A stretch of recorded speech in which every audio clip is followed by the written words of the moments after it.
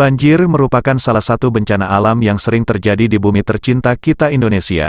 Curah hujan yang sangat tinggi dan penebangan hutan yang dilakukan liar, masih menjadi masalah utama penyebab terjadinya banjir. Tingginya curah hujan yang terjadi, berdampak pada meningkatnya volume air di daratan dan lautan. Jika air tidak bisa terserap dengan sempurna oleh tanah atau dialirkan ke sungai, kondisi ini bisa menjadi penyebab banjir, terutama di area perbukitan. Berikut kami rangkum beberapa penyebab terjadinya banjir yang perlu dicermati.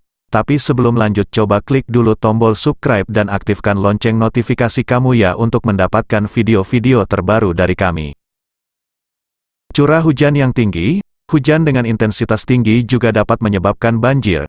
Tingginya curah hujan yang terjadi, berdampak pada meningkatnya volume air di daratan dan lautan. Jika air tidak bisa terserap dengan sempurna oleh tanah di area perbukitan atau dialirkan ke sungai, kondisi ini bisa menjadi penyebab banjir.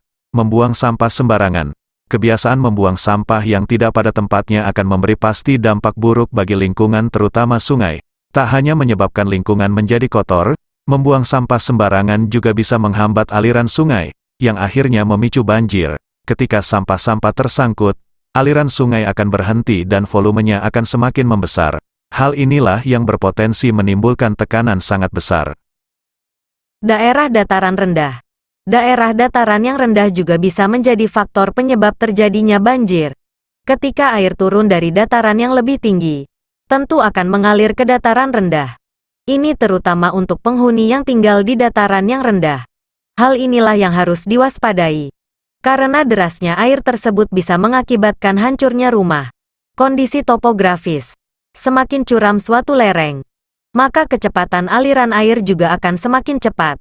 Tentunya, hal ini dipengaruhi oleh kondisi topografis di wilayah tertentu. Sejumlah daerah di Indonesia seperti di Kabupaten Jayapura, yang didominasi oleh kemiringan lereng curam, juga berisiko mengalami banjir. Bangunan di daerah resapan air. Banyaknya bangunan penduduk yang seharusnya menjadi resapan air juga menjadi penyebab terjadinya banjir.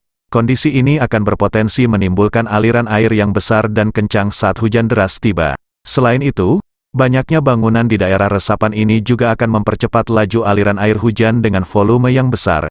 Bendungan rusak. Bendungan yang rusak juga dapat menjadi penyebab banjir bandang. Bendungan bisa rusak atau jebol ketika hujan lebat datang dan permukaan air naik. Bendungan yang sudah tua meningkatkan risiko mengalami kerusakan dan menjadi penyebab terjadinya banjir. Penebangan hutan. Sebagaimana kita tahu, pohon atau tumbuhan berperan penting untuk meresap air yang jatuh ke tanah. Jika terjadi penebangan pohon besar-besaran, dapat berpotensi jadi penyebab terjadinya banjir. Selain itu, penebangan hutan yang dilakukan secara liar juga bisa meningkatkan risiko tanah longsor. Bencana longsor terjadi karena tidak mempunyai tanah untuk menahan beban dari air yang terus-menerus menerpa. Kondisi ini akan semakin parah jika lokasinya berada di sekitar tebing yang curam.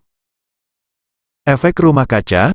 Efek rumah kaca merupakan istilah yang digunakan untuk menggambarkan bumi memiliki efek seperti efek rumah kaca. Rumah kaca di atas di mana panas matahari terperangkap oleh atmosfer bumi. Gas-gas di atmosfer seperti karbon dioksida, CO2, dapat menahan panas matahari sehingga panas matahari terperangkap di dalam atmosfer bumi.